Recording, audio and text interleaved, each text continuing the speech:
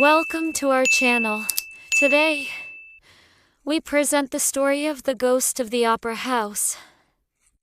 Enjoy watching. The air in the Grand Opera House was thick with the scent of dust, forgotten dreams, and the faintest whisper of something unseen.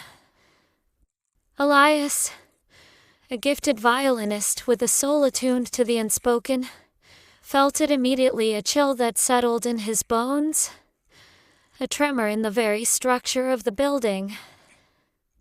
He was drawn to the Opera House, its grand facade a monument to a bygone era, its stage a canvas for countless stories. But there was more here, something lurking in the shadows, a haunting melody playing in the silence. He had arrived in the city to audition for the orchestra, captivated by the history and mystique that clung to the Grand Opera House like a ghostly veil. As he explored its empty halls, a dusty old manuscript caught his eye, lying abandoned on a forgotten music stand.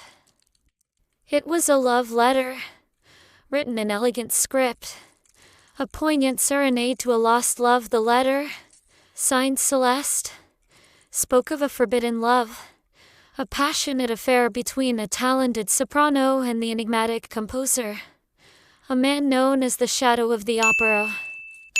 Elias felt a strange pull, a sense of connection to this forgotten love story. He spent days poring over the manuscript, piecing together the fragments of a love torn apart by societal pressures and the dark secrets of the Opera House. Celeste's story was a tragic one. She had been a rising star, beloved by the city, but she had fallen in love with the Shadow of the Opera, a man whose identity was shrouded in mystery. Whispers in the corridors hinted at his genius, his unparalleled compositions, but also at a darkness that seemed to follow him. Their love was fervent yet doomed from the start, concealed in the hidden corners of the Opera House, expressed through stolen glances and secret meetings. As Elias delved deeper into Celeste's story, he uncovered a journal hidden beneath a loose floorboard in the old dressing room, dusty and fragile. The journal revealed the true identity of the Shadow, a man named Adrian Blackwood. Adrian had been a prodigy, a composer whose works transcended the ordinary, but his brilliance was overshadowed by an incident that left him disfigured and bitter.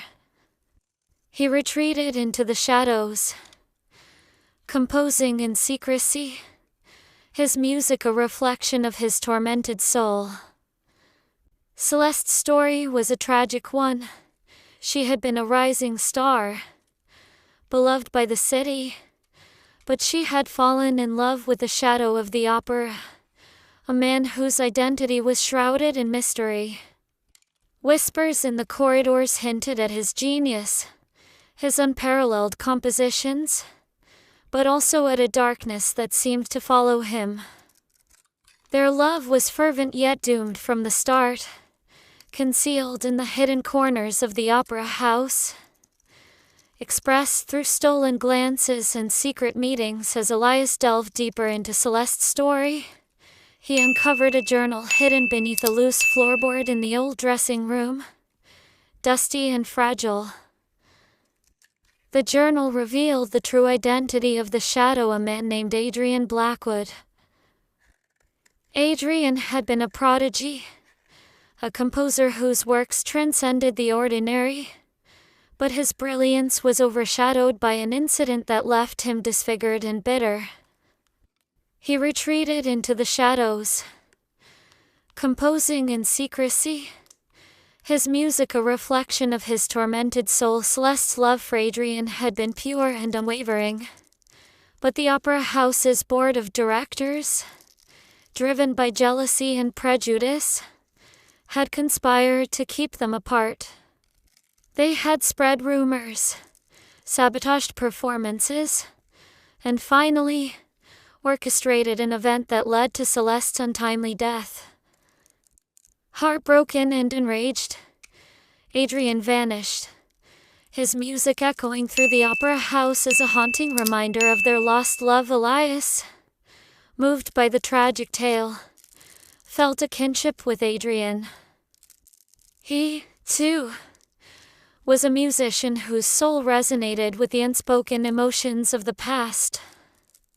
He decided to finish the composition that Adrian had begun, a requiem for Celeste, a piece that had remained incomplete, its final notes lost to time. One night, as Elias played the violin on the grand stage, the very air seemed to shimmer. The haunting melody of the requiem filled the opera house, weaving through the rafters, stirring the dust, and breathing life into the long-forgotten walls. As he played, a soft voice joined his, a soprano so pure and ethereal that it seemed to come from the very essence of the building itself. Elias's fingers danced over the strings, guided by a force beyond his understanding. The music swelled, reaching a crescendo that seemed to pierce the veil between worlds. In that moment, he saw them, Celeste and Adrian, their spirits intertwined, their love transcending the boundaries of life and death. They stood in the shadows, watching him, their eyes filled with gratitude and sorrow. The final notes of the requiem echoed into silence, and with them, the spirits of Celeste and Adrian began to fade. Elias lowered his violin, tears streaming down his face, feeling both the weight of their tragedy and the beauty of their reunion. The Grand Opera House, once a place of sorrow and forgotten dreams, now seemed to hum with a new energy, a sense of closure and peace. Elias knew that his life had been irrevocably changed by the experience.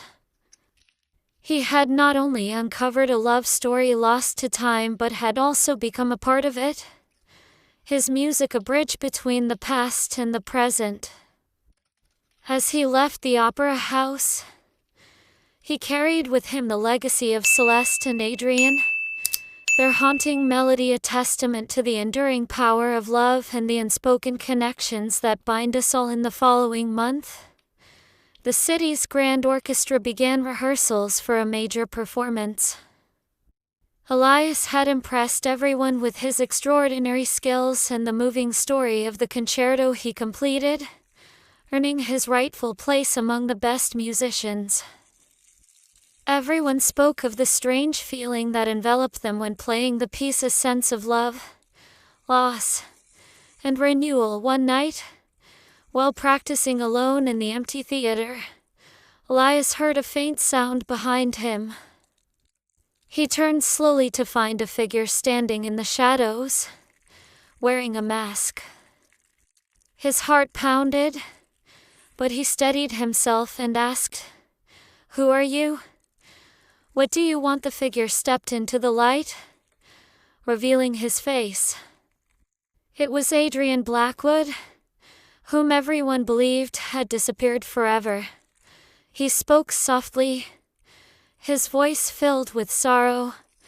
"I am your shadow, Elias.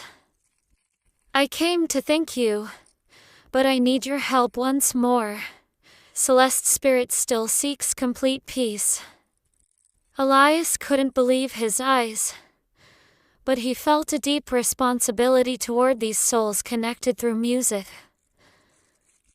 He and Adrian agreed to perform the piece in front of a live audience, to revive their emotions publicly and to spread their true love once more. On the night of the grand performance, the theater was packed with an eager and distinguished audience.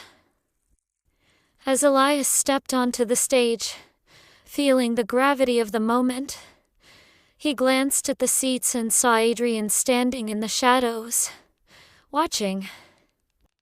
He began to play, and the entire hall listened in reverent silence. With each note, Elias felt Celeste's presence beside him, singing with him through his violin as the concerto reached its conclusion. The final notes lingered in the air, bidding farewell to the spirits. Celeste's apparition appeared beside Adrian, her eyes shining with peace and love. Adrian bowed respectfully to Elias before fading away with his beloved. When the audience opened their eyes and realized what had transpired, they erupted into thunderous applause. This was not just a musical performance but a farewell ceremony for two loving souls. The melodies continued to resonate, not only from the orchestra's instruments but also from the hearts of all those present, touched by the eternal love and devotion of Celeste and Adrian. That night, Elias returned home, carrying the weight of their story and the sheet music he had completed. He knew his mission was not over. He had to continue bringing these emotional tales from the past to the present, ensuring that true love would live on through generations.